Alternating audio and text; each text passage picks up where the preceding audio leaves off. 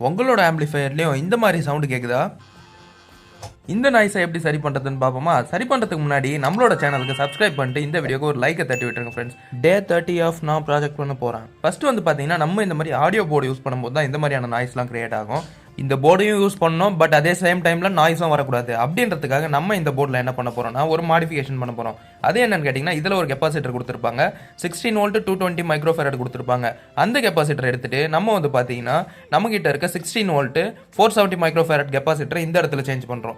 இது மூலமா வந்து பார்த்தீங்கன்னா நமக்கு வர இந்த நாய்ஸை கண்ட்ரோல் பண்ண முடியும். நம்ம சொல்லியிருந்த ஃபர்ஸ்ட் ஸ்டெப்பை யூஸ் பண்ணியும் நாய்ஸ் வந்து கண்டினியூஸாக வந்துகிட்டே இருக்கு அப்படின்றப்போ செகண்ட் ஸ்டெப் யூஸ் பண்ணி பாருங்க. இந்த MP3 பிளேயர்ல USB போர்ட் மேலே அதாவது ஒரு ஒயரை வச்சு சால்டர் பண்ணி எடுத்துக்கலாம். அந்த ஒயரோட இன்னொரு ரெண்டு எடுத்துட்டு வந்து நம்மளோட ஆடியோ அவுட் அதாவது இந்த USB பிளேயரோட ஆடியோ அவுட் இருக்கு பாத்தீங்களா, இந்த மாதிரி இதில் கனெக்ட் பண்ணும்போது நமக்கு வந்து இதில் இருக்க நாய்ஸ் சுத்தமாக அரெஸ்ட் ஆகிடும். ஃப்ரெண்ட்ஸ், இதை வந்து ட்ரை பண்ணி பாருங்க. இது உங்களுக்கு ஆல்ரெடி தெரிஞ்சிருந்தா ப்ளூ கலர் ஆர்ட்டை கமெண்ட் பண்ணுங்க. தேங்க்யூ ஃபார் வாட்சிங்.